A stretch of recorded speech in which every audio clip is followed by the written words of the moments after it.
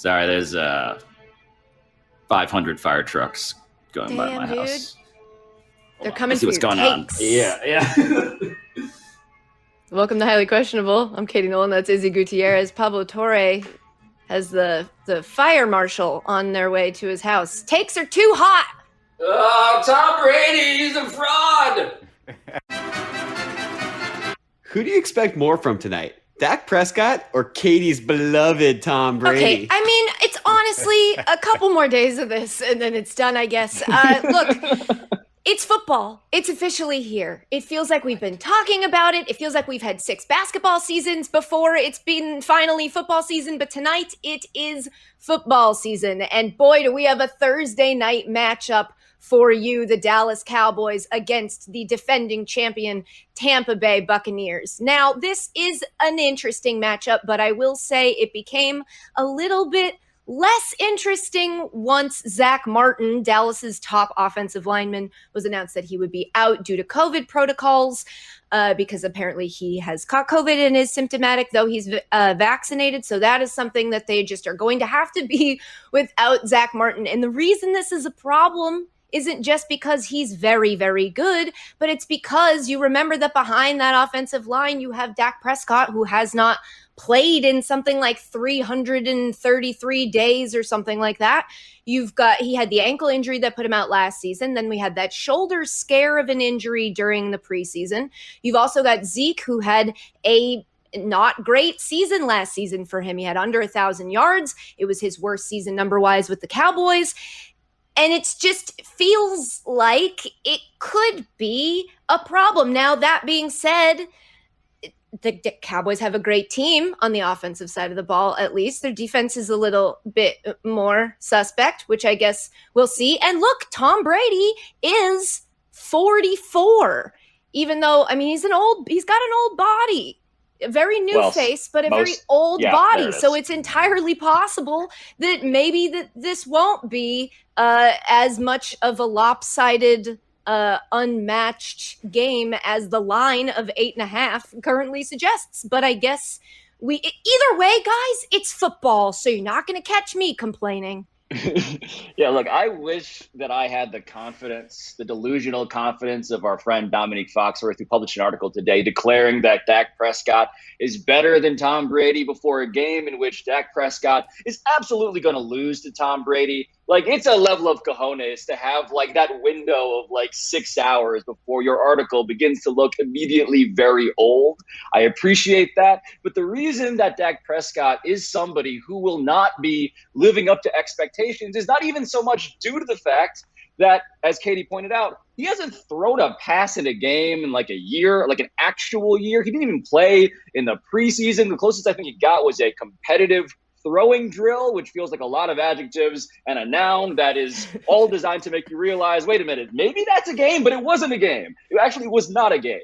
And so Dak Prescott, even with all of that, the reason he is going to struggle tonight is because he is going to be held accountable for his team, right? And that defense that Katie kind of yada a little bit over in her answer, that defense is just awful. Okay, it's thanks. Really, I just didn't want to say really bad. Yeah, no, Katie, it's bad. It's gross. It's disgusting. And they brought in Dan Quinn, the guy who you may remember him from such shows as the 2015 to 2020 Atlanta Falcons. He was the head coach of that team. He's expected to come in and fix that problem. No, Dak Prescott is better than you think, but he's also going to be doing worse than you think this season. I've just been spending this entire time, no offense, Pablo, trying to figure out how old my body is. Because if because Tom Brady's face is obviously younger than the rest of his You're body. like a 25, Izzy. You're like a 25 and a half, maybe, Yeah, on the I'll age buy that. scale. Yeah, yeah. Dak Prescott probably going to be a little bit older after that ankle injury and everything else. I do think, having his tackles back, kind of a big deal. I know Martin's going to be out in this game, but having those tackles back is kind of a big deal. Having a familiarity with his weapons, Cooper, Gallup, even CeeDee Lamb he played with a little bit, and obviously Zeke. I think that's going to help him feel more comfortable. I do think his success is entirely dependent on that defense, because early on, I don't think he's going to have the ability to carry a team the way he tried to anyway, when the defense was just god-awful and he's just putting up fantasy points like crazy. Also, Dak my fantasy quarterback for the second straight year. I do think Tom Brady's going to have very similar advantages in terms of familiarity, in terms of an offensive line. You bring back the run it back crew. Nobody seems to have done it more perfectly than the Tampa Bay Bucks, bringing everybody back, all 22 starters. So I think they can be better, and they can be better right off the bat. But I have faith in Dak Prescott. I believe Dak Prescott, whether if his shoulder is less of a problem than people would indicate, or less of a problem than those Cowboys fans fear it is, then I think he's going to be just fine. I think he's going to put up the big numbers, and I think he's going to do just enough, because I believe with all the changes they made on that defense, it has to be better. I mean, it has to be. They drafted the first 7 draft picks were defensive players. They made a bunch of changes in free agency. So I believe it will be a little bit better. Dak Prescott will be good enough. Tom Brady, to me, just becomes a question of health. Like, can they keep that guy healthy? If the number one goal is protect him, and you do that for the entire season, you're going to be in position for an NFC Championship game and a Super Bowl again. And it's going to look that good probably right off the bat. Yeah, and you know what? We just yada-yada'd it turned out until Izzy just pointed this out, that Dak Prescott did have 2 surgeries in this year off that he's had from throwing footballs competitively, or at the very least in competitive situations, not in competitive drills, which are different. Tom Brady, though, meanwhile, Katie, I don't know if you noticed this, he's thrown off that knee brace that we've only known him to wear, right? He's thrown that off like he's, who's that grandpa in Charlie and the Chocolate Factory that everyone should hate because he was lying about being injured the whole time? Wow. That guy, Grandpa Joe, Tom Brady is Grandpa Joe. And he's going to do some stuff and rub it in the face of his grandson that is way too nice to him. Izzy, I think we know exactly how old your body is. What are we doing? We got to do it. Oh, yeah, I know. Where else are you going to be able to get this kind of content? The rings, I think. That, you know what, Izzy, like a tree trunk, that body, I will say, that body just got the ability to rent a car by itself. Look at the face, though. Izzy, what are you looking at? Because you're giving the look like if I saw somebody take their dog off a leash, like by a waterfront with a lot of people. I'm looking almost directly at the sun. It hurt my eyes so much that I don't think they've ever recovered. Beauty is pain. Yeah. Do you think the Bucks can be the first repeat champs since 2004? So it's not easy to win championships back to back. I think that's pretty common. It's not easy to win one championship. I've never done it. But in recent years, it seems... gold medal in rhythmic gymnastics, Junior Olympics. And while I appreciate that, and while I will take the credit, I think for the sake of sports television and for the sake of my Twitter mentions, I'm going to say I've never won a championship similar to the Super Bowl. So winning it twice is very difficult, especially in this free agency era, the way that the league works now. But the Bucks have been able to do the unthinkable and bring back all 22 of their guys. The last defending champion that was able to do that was in 1974. It was the Steelers. And guess what? They went on to repeat. So clearly this is a unique team, and this may be a special moment for them. There's been reports that Mike Evans is looking as good as he's ever looked, which is like he's always looked really good, so I don't even want to know what that necessarily means. People are high on Antonio Brown, as they are wont to do. It does seem like this team could potentially do it. Tom Brady is the guy that continues to be like, you think this is impossible? I'm going to do it. So every time you count him out, he finds a way.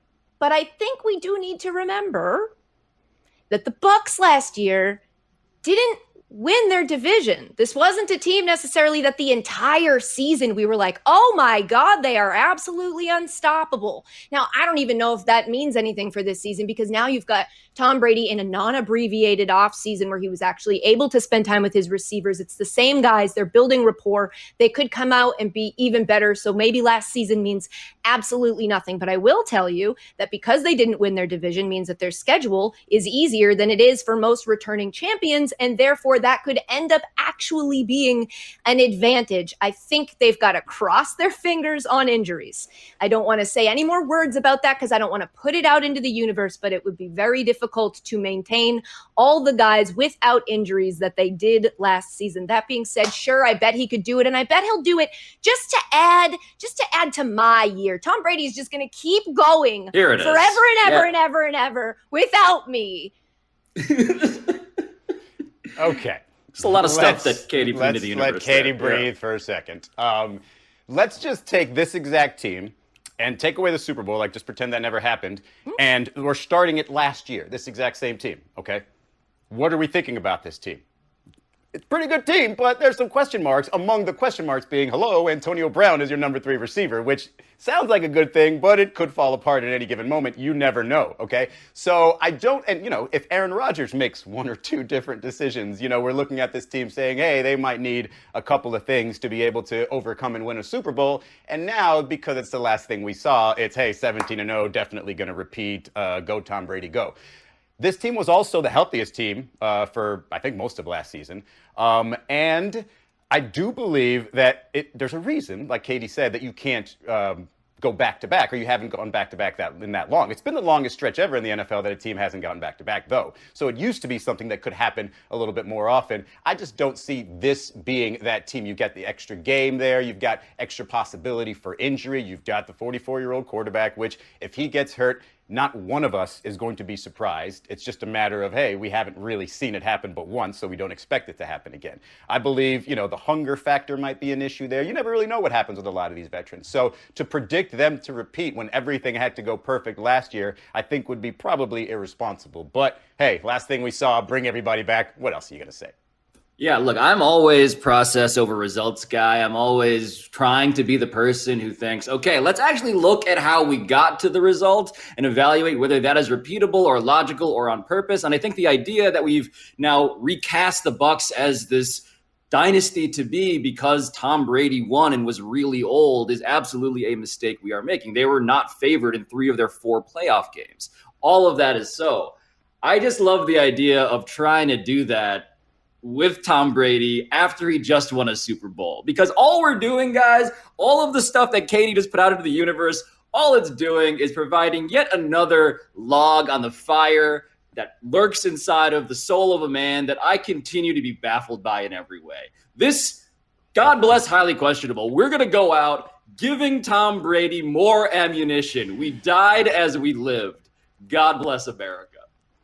Up next on HQ. You know what's not overrated? 27 rings, bro. Oh my 27 Oh my God. rings, comma, bro, exclamation point. Wait for it. Another exclamation point. Highly Questionable is brought to you by Geico. Save even more when you bundle home and car insurance. Millions of ESPN fantasy players need to be confident they're making the right decisions. By analyzing billions of data points, IBM Watson is delivering insights to help them make smarter decisions and to keep ESPN at the top. Visit IBM.com/fantasyfootball to learn more. Do you own or rent your home? Sure you do. And I bet it can be hard work. You know it's easy? Bundling policies with Geico. Geico makes it easy to bundle your homeowner's or renter's insurance along with your auto policy. It's a good thing, too, because you already have so much to do around your home. Go to geico.com, get a quote, and see how much you could save. It's Geico easy. Visit geico.com today. That's geico.com. Time to play the game that's really going to miss you guys?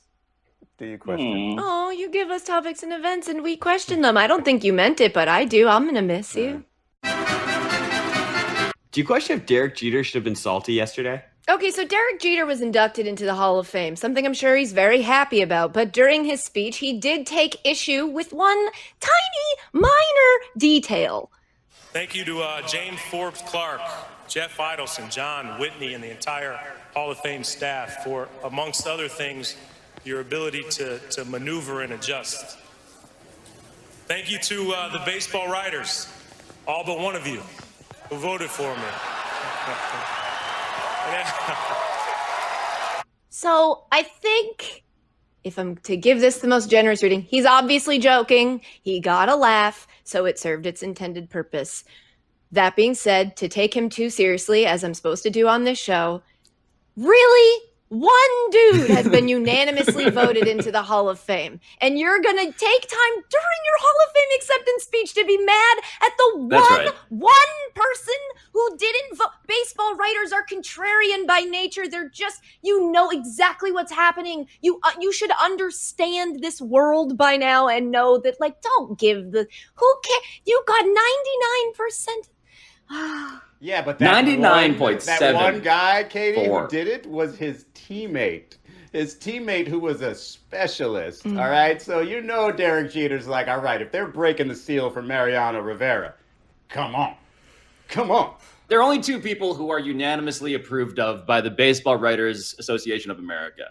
It is Mariano Rivera, number 2, number 1, Bruce Springsteen. Everybody else is very far beneath.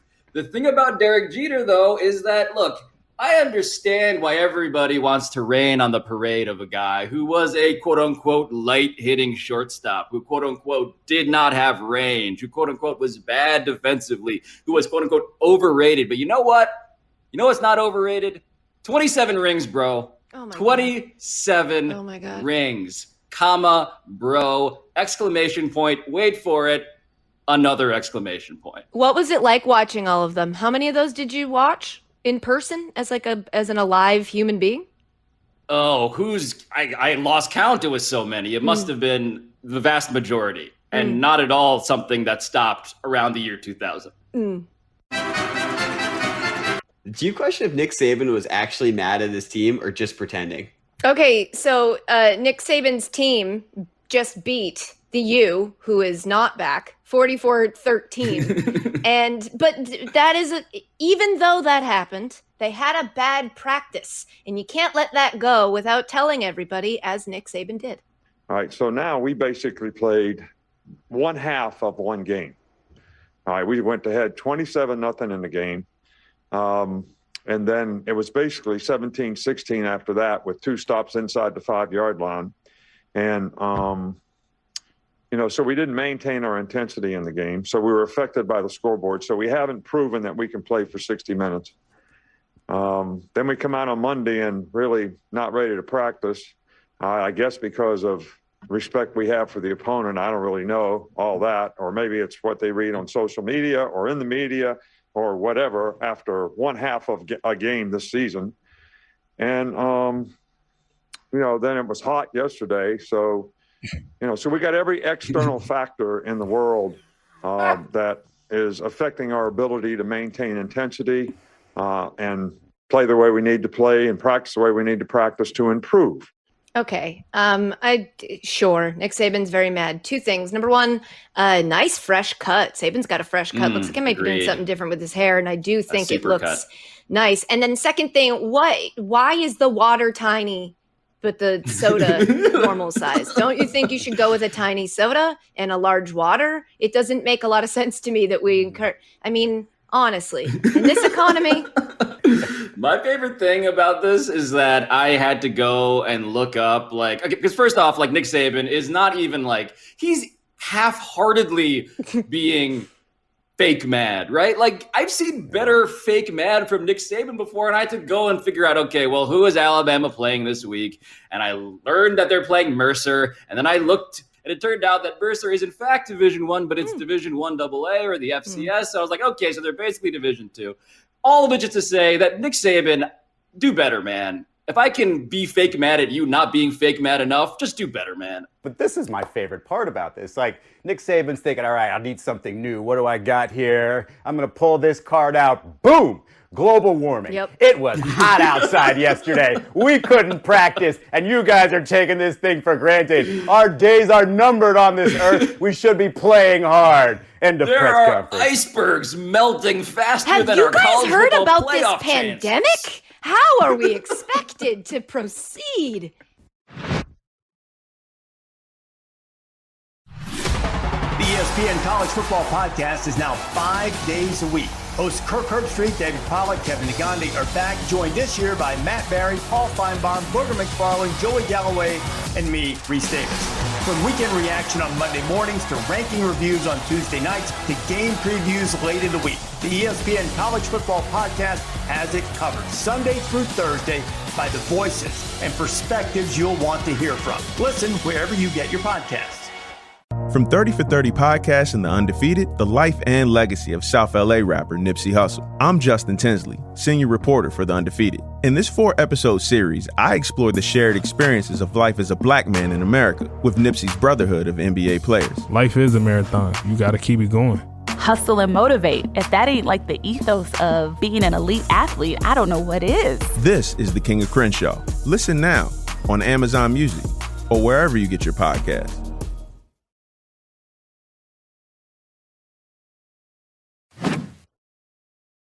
Time to play the game that's wondering, why Izzy has so many telephones on his shirt? See? Oh, no.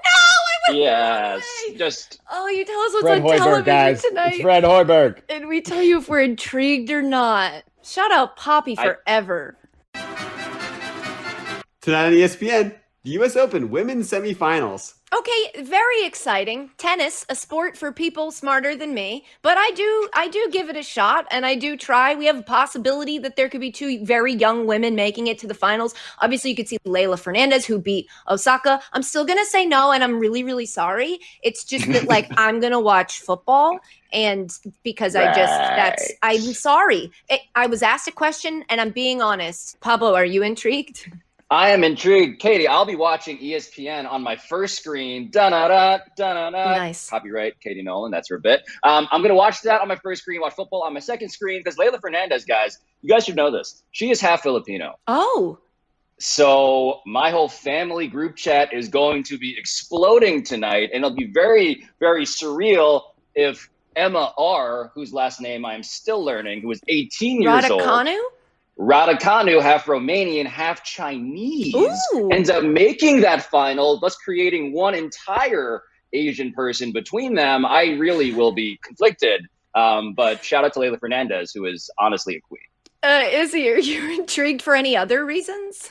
As somebody who babies every forehand I hit because I'm afraid I'm going to rocket it outside of the building or outside of whatever area we're playing, it amazes me when somebody that small can just hit the ball so hard. 5'6". It's incredible. So yes, absolutely intrigued. But Katie, why is tennis too smart of a game for you? I don't understand love. I don't understand love. No, that's it. Yeah. Go, yep.